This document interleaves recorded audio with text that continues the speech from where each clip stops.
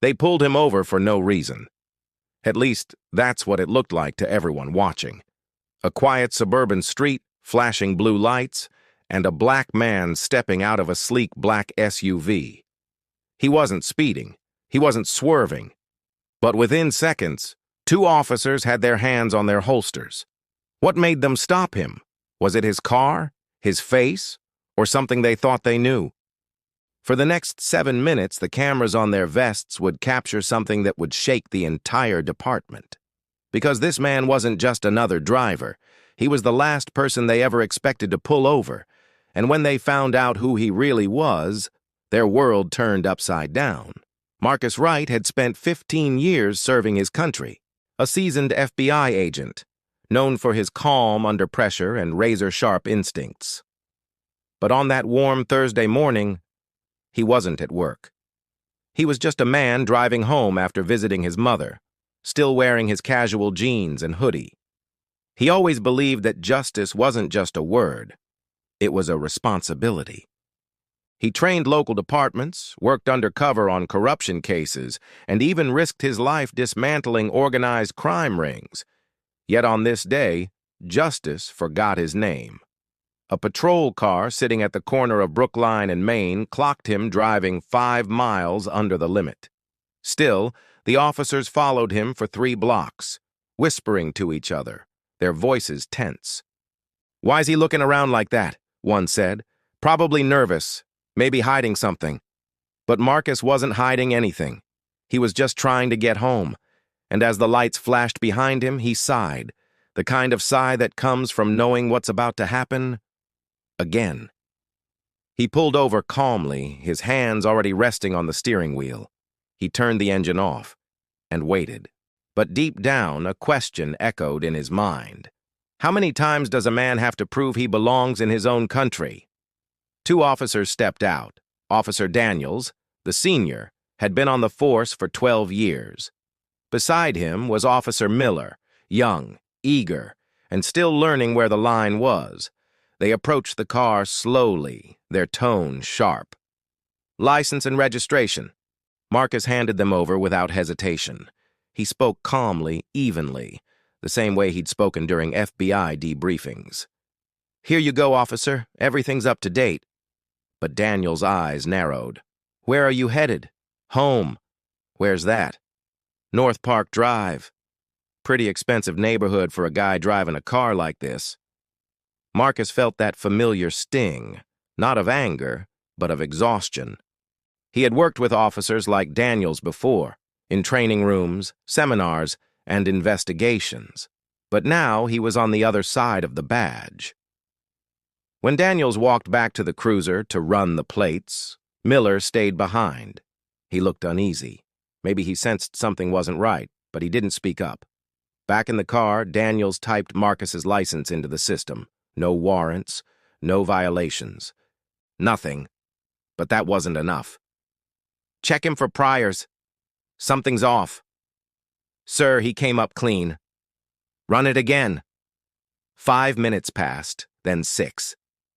Marcus sat silently, watching through the rearview mirror as the officers whispered and glanced his way. His patience wore thin. Finally, Daniels stepped out again, this time with his hand resting on his gun. "Step out of the vehicle." Marcus hesitated, then opened the door slowly. He stood tall, calm but firm. "Is there a problem, officer?" "Just routine check." But Marcus knew better. He'd seen too many routine checks spiral into headlines. When Daniels reached for his arm, Marcus's instincts kicked in. He raised his voice, not in anger, but in authority. "Officer, you might want to call your supervisor, now." That one sentence changed everything. The tension cracked like thunder. Daniels froze for a second, confused by the tone, the authority, the confidence. Miller looked at Marcus, uncertain. "Who exactly are you?" Daniels demanded. Marcus slowly reached into his jacket pocket, carefully, visibly, and pulled out a small leather case. He flipped it open. The gold badge glinted in the sunlight. Federal Bureau of Investigation. The air went silent. Even the sound of the nearby traffic seemed to fade. Daniels blinked, once, twice, before stepping back. "Wait, you're—" "Yes," Marcus said flatly. "FBI, Countercrime Division, and your camera's recording, right?" Miller's eyes widened. Daniel's hand dropped from his holster, and for the first time in 7 minutes, fear shifted sides. Marcus didn't yell. He didn't threaten.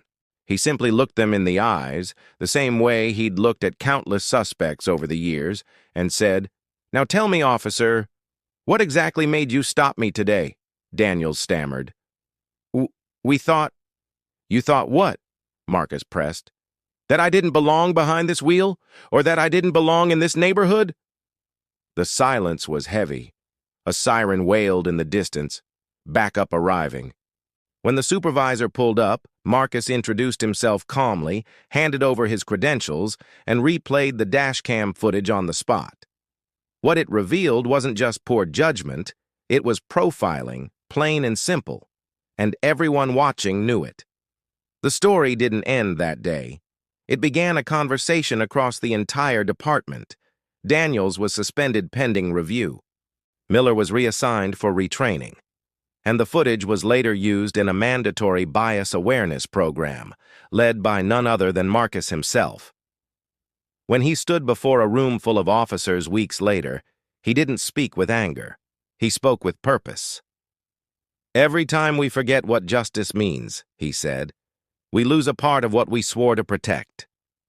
The room was silent. Even Daniels, sitting in the back, couldn't meet his eyes. Marcus didn't need revenge. He wanted change. Afterward, one young officer approached him and said quietly, "Sir, I'll never forget this lesson." Marcus smiled. "Good, because one day it might be you behind the badge or behind the wheel." He walked out of that station into the sunlight. Same car, same man, same quiet strength. And maybe that's the real twist. Not that he was FBI all along, but that he never let anger define him, even when the system did. Because sometimes, justice isn't about punishment.